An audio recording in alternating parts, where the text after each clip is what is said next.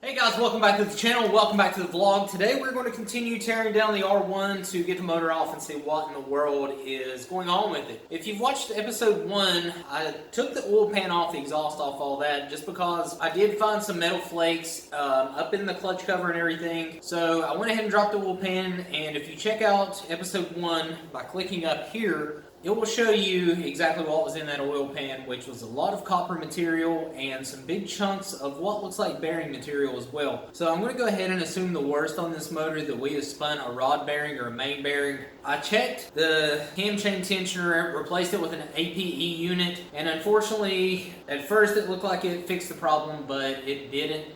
And the sound was still there. So I'm going to go ahead and try to get as far down on the motor as I can tonight. I do have homework, so I have a limited amount of time. So we'll call this episode 2, and I doubt that the motor gets completely took off, but we'll get as far as we can. Roll the intro, and let's get this started.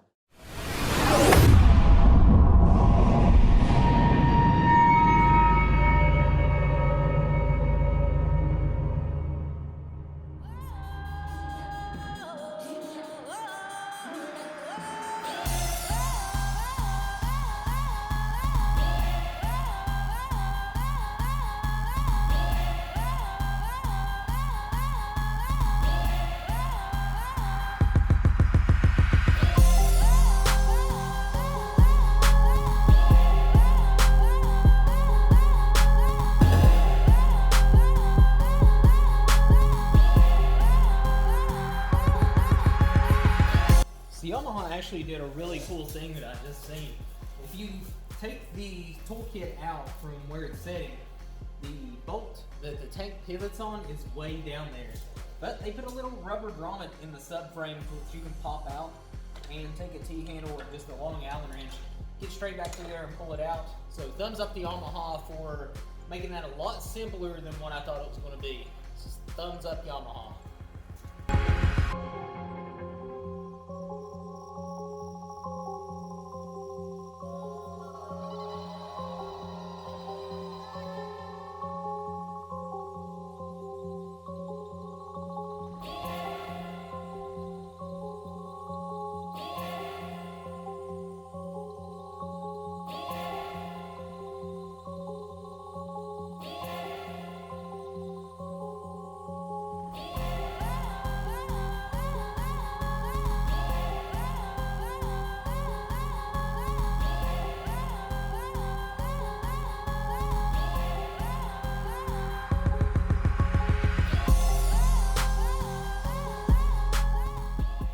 So I actually bought some of these labels from Office Depot. Yeah, Office Depot. Got 500 labels. I'm just going to label all these cables and hoses that I'm unplugging, just so I know where they go. That way when I'm reassembling this thing, I don't have any big issue in knowing where everything plugs in at. So it's looking like what's next is getting rid of this airbox assembly. So I'll go ahead and get a Phillips head screwdriver and we'll get this thing off.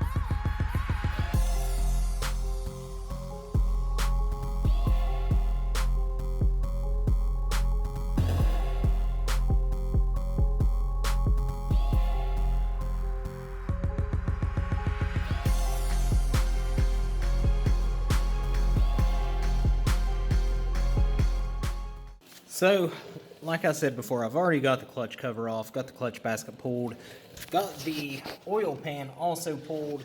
This is actually just pushed up on there, it's off. I checked everything in there, and that's the APE manual cam chain tensioner. Unfortunately, that did not fix the problem, so far we've got the tank off, we've got the top of the airbox cover off, And just FYI, I guess this thing has secondary injectors that are actually in the airbox that squirts down into the top of the throttle bodies. But when you pull this line off, it's going to pour gas out of it. I found that out the hard way. So just a FYI that thing is probably going to throw some fuel out at you.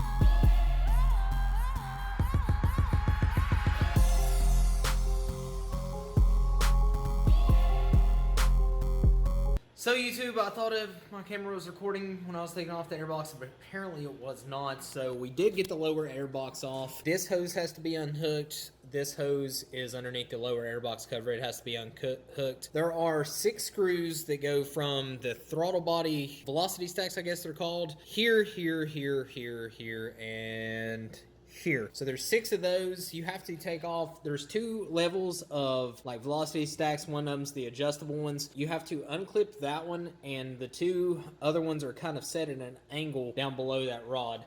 Another thing, I couldn't figure out how in the world to get the lower airbox separated. I thought this came off with it. Apparently does not. Stick a screwdriver down, and these are actually tabs right here, and there's 4 of them. I actually kind of dented that one in a little bit, but there's 2 more back there.